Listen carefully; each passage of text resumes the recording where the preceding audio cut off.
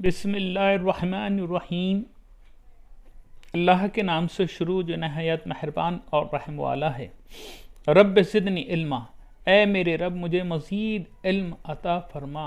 O my lord increase me in knowledge. काला रब्बिश रहली सदरी, अर्ज़ किया ए मेरे मालिक खोल दे मेरा सीना। वयस्सिरली अमरी, और आसान कर दे मेरे लिए मेरा काम। वहलुल उक़दतन मिन लिसानी, और खोल दे गिरह मेरे ज़ुबान की। यफ़क़हू कौली, ताकि समझ सके लोग मेरी बात। बिस्मिल्लाहिर्रहमानिर्रहीम। अल्लाह के नाम से शुरू जो नहायत मेहरबान और रहम वाला है। प्यारे तलबा व तालिबात, अस्सलामु अलैकुम व रहमतुल्लाहि व बरकातहू। आइए मीर दर्द की गज़ल नंबर 2 बकिया अशार को हम देखेंगे कि मीर कहते हैं, इश्क हर चंद मेरी जान सदा खाता है। इश्क हर चंद मेरी जान सदा खाता है। इश्क हर चंद मेरी जान सदा खाता है।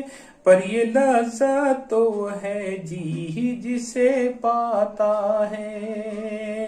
पर ये लज़्ज़त तो है जी जिसे पाता है। अगला शेर कि बात कुछ दिल की हमारे तो न सुलझी हमसे।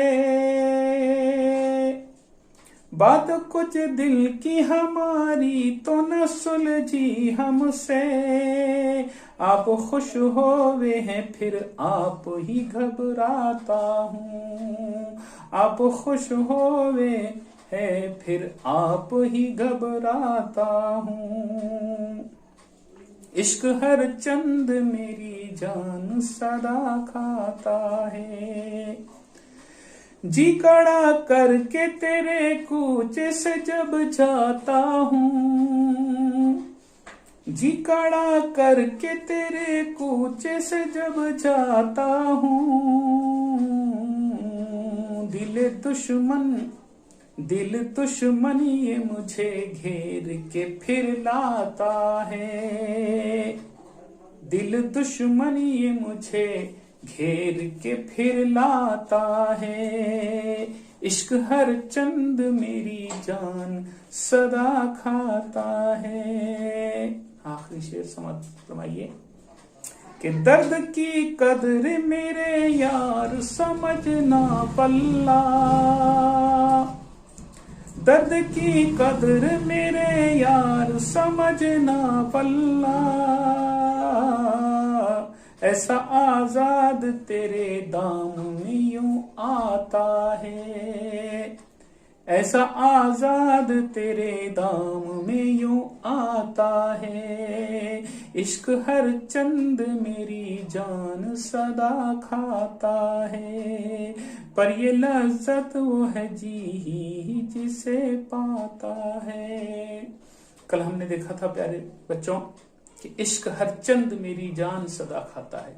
अब जान खाना मुराद तकलीफ देना, परेशान करना। जान खाना मुराद तकलीफ देना, परेशान करना। इश्क हर चंद जान सदा खाता है। तो शायर ये कहता है कि ये जो इश्क है ये एक आशिक के लिए आसान बात नहीं है। ये तकलीफ दा और परेशानी का सबब बनता है। इश्क हर चंद मेरी जान सदा खाता है, पर ये लज्जत वो है जी जिसे पाता है। लेकिन ये इश्क के अंदर ऐसी लज्जत है, ऐसा एहसास है कि इसमें डूबा रहना। शायद आशिक जो है इसमें डूब के ही रहना चाहता है, क्योंकि इश्क पर जोर नहीं है वो आतिश गालिब। इश्क पर जोर नहीं है वो आतिश गालिब। जो लगाए न लगे, जो लगाए न लगे और बुझाए न बने।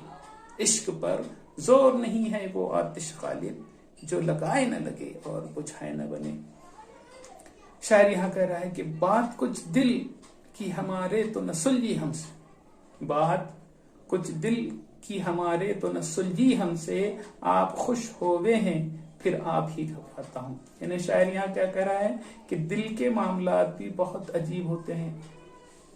उनको समझना और उनकी गुत्थियों को सुलझाना ये आसान बात नहीं होता। शायर भी दिल के मामलात में अपने आप को बेबस, मजबूर और लाचार समझता है। वो कहता है कि हमने दिल की बात को सुलझाने की बहुत कोशिश की, मगर थक हार कर बैठ गए, हमारा कोई बस नहीं चला। हमारा दिल आप ही खुश होता है। अब हमारा दिल आप ही खुश होता है। किस बात पर खुश होता है, ये समझने से हम कासिर है। इस बात को हम समझ नहीं सके। और कभी आप ही घबराता है, और कभी कभी ऐसा है कि खुद ही घबराहट होती है। उसकी ये घबराहट की वजह हम नहीं जान सकते। इसीलिए शायर ने कहा है कि इश्क पर जो नहीं है वो आतिश गालिब, के लगाए न लगे और बुझाए न बनी। अगला शेर देखिए कि जी कड़ा करके तेरे कूचे से जब जाता हूँ, जी कड़ा करके तेरे कूचे से जब जाता हूँ, दिल दुश्मन ये मुझे घेर के फिर लाता है। यानी शायर यहाँ क्या कह रहा है कि महबूब की जो गली है, महबूब का जो कूचा है, इस कूचे में पड़े रहना आशिक अपना मुकद्दर समझता है, मुकद्दर जानता है। लेकिन जब महबूब की बेनियाजी और बेइल्तिफाती हद से गुजर जाती है, बेरुखी होती है, तो उसे ख्याल आता है कि कूचा छोड़कर कहीं और चला जाए। क्योंकि किसी ने कहा है कि बेरुखी पहले पहल होती है महबूब से, जो बेरुखी पहले पहल होती है महबूब से, जो मैं उसे प्यार का उन्वान कहा करता हूँ, मैं उसे प्यार का उन्वान कहा करता हूँ। अरे मेरे महबूब मुझे पत्थर कह दे। कोई बहुत से लोग तो पत्थर को भी भगवान कहा करते हैं। ये बात यहाँ पर एक बात बताई गई है कि शायर जो है उसको ये ख्याल आता है कि कूचा छोड़कर कहीं और चला जाए। कुछ ऐसी ही कैफियत शायर की भी है कि वो कहता है कि जी कड़ा करके, शायर कहता है कि जी कड़ा करके मैं महबूब के कूचे से चला जाता हूँ। हालांकि तबीयत को ये गवारा नहीं है कि मैं महबूब की गली, महबूब का कूचा छोड़कर मैं कहीं और चला जाऊं, लेकिन दिल दुश्मन ये मुझे घेर के फिर लाता है। लेकिन मेरा जो दिल है, मैं अपने दिल के हाथों मजबूर हूँ। मैं अपने दिल के आगे जा नहीं सकता, ये मेरी मजबूरी है। दिल मेरा दुश्मन है, फिर घेर कर मुझे इसी कूचे में ले आता है, क्योंकि वो इश्क करता है, मोहब्बत करता है। अगला शेर देखिए कि दर्द की कद्र मेरे यार समझना वल्ला, दर्द की कद्र मेरे यार समझना वल्ला, ऐसा आजाद तेरे दाम में यूं आता है। अब यहाँ है दाम में आना। दाम कहते हैं जाल को, दाम में आना यानी फंसना। दाम में आना यानी जैसे शिकारी जाल डालता है और अपने शिकार को उसमें फंसाता है, तो दाम में आना यानी फंसना। दर्द की कद्र मेरे यार समझना वल्लाह, और वल्लाह कहते हैं अल्लाह की कसम, वल्लाह कहते हैं अल्लाह की कसम। शायर यहाँ कह रहा है कि दर्द की कद्र मेरे यार समझना वल्लाह। शायर एक आजाद तबाह शख्स है, यानी वो आजादाना जिंदगी गुजारना चाहता है, आजाद रहना चाहता है। उसे किसी का पाबंद रहना गवारा नहीं, पाबंद रहना यानी वो गुलामी पसंद नहीं करता। इसके बावजूद महबूब के दाम मोहब्बत में वो गिरफ्तार हो जाता है।